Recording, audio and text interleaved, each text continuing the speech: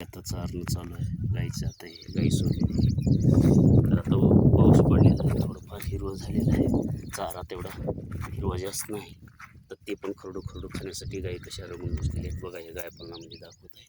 हे आमचं शेड गोठा आहे. हे आम्ही मुक्त संचार पद्धतीने गायपालन करतो. सकाळी 10-11 वाजता गाई सोडले की सायंकाळीच बांधतो. मध्यंतरी बांधत नाही. फक्त उन्हाळ्यात बांधतो, पावसाळ्यात बांधायची गरज नाही. हिवाळ्या पावसाळ्यात दिवसभर चरतात, मनाप्रमाणे चारा खातात, मनाप्रमाणे पाणी पितात, मनाप्रमाणे रोज करत बसतात. आता काही नाही, असे पशु खूप अतिशय वासरं पशु निरोगी असतात. औषध पाण्यावर खर्च होत नाही, आजारी पडत नाही, दूध उत्पादन चांगलं राहतं. खाद्य आणि चारा मनावर असल्यामुळं त्यांची सुदृढ वाढ होते, लवकर प्रजनन काळ होतो, दूध जास्त देतात, गाभा लवकर जातात, गाभण लवकर राहतात, वेतात आणि दूध पण जास्त देतात. बंदिस्तमध्ये असं नाही. बंदिस्तमध्ये खूप खर्च असतो. बांधून बांधून गुरी जनावरे व्यायाम होत नाही, त्यामुळे चारा कमी खातात, आजारी पडतात, औषध पाण्यावर खर्च, घाण वाढते, गोचीड, गोमाशा, अस्वच्छता यामुळे बिमार पडून दुधावर परिणाम होतो, त्यांच्या आरोग्यावर परिणाम होतो. आणि मुक्त संचारमध्ये काही नाही. मुक्त संचार हे मनावर आपल्या ह्याच्यावर असतं. अतिशय फायदेशीर, कमी खर्चात. मी वारंवार जे मुक्त संचारचे व्हिडिओ टाकतो, व्हिडिओ दाखवतो, मुक्त संचारावर बोलतो, त्यामुळे कमी खर्चात जास्त नफा देणारा तरुण वर्गाने शेती सोबत हा गायपालन करावं.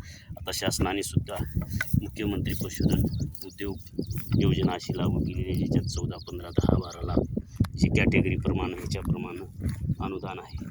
ते आता अर्ज चालू होणार होते, म्हणजे होतील 1-2 दिवसात. काहीतरी प्रॉब्लेममुळं कृषी विभाग काय पशुसंवर्धन विभाग त्याची तयारी करत आहे. नवीन एक ॲप काहीतरी ते हे करतो, मॉडर्न हे करत आहे. तर जरूर गायपालन करा. गायपालनामध्ये खूप पैसा पण आहे आणि खूप त्याच्यामध्ये कमी खर्चात जास्त उत्पन्न देणारा साधा चारा, माळरान कासली चारे खाऊन फक्त त्यांना खर्च म्हणजे त्या गायीने आपण वळणे, चारणे करणे असाच खर्च, बाकी खर्च जास्त नाही. मग आता हे गाय कसं खावलं साधे असं. तर आम्ही अशा पद्धतीने गायपालन करतो. निरोगी, स्वच्छ, मजबूत आणि देशी गायपालन करायचं. का तर देशी गायीसुद्धा खूप फायदेशीर आहे. कसल्याही वातावरणात तरू राहतात, बिमार पडत नाही.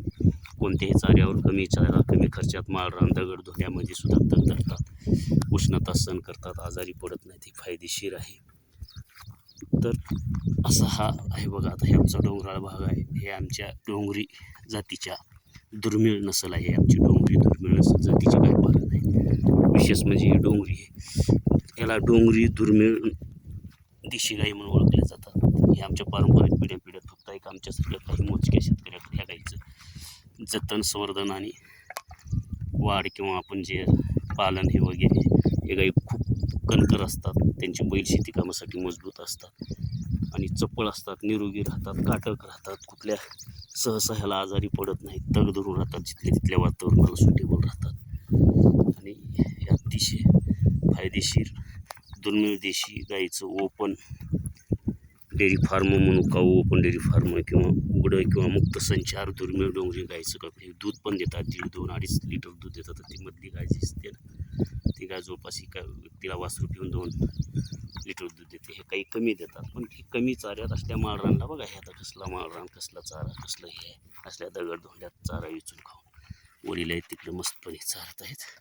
तर हा व्हिडिओ आवडल्यास शेअर करा. पुढील व्हिडिओमध्ये अनेक दुसऱ्या गाईचे फायदे, तोटे, त्यांना आजारापासून कसं हे करावं, आजार असेल तर आजारावर कोणकोणते गावरान उपाय करावे, आजार होऊ नये म्हणून काय करावं, वासराची लवकर वाढ आणि प्रजन क्षमता वाढवायची, गाईची लवकर गाभण राहणं, वेळेवरच हिटवरती येणं, निरोगी राहणं, हे दुसऱ्या व्हिडिओमध्ये सांगू. त्यासाठी चॅनलला नवीन व्हिडिओ नवीन माहिती पाहण्यासाठी सबस्क्राईब करा, व्हिडिओ शेअर करा.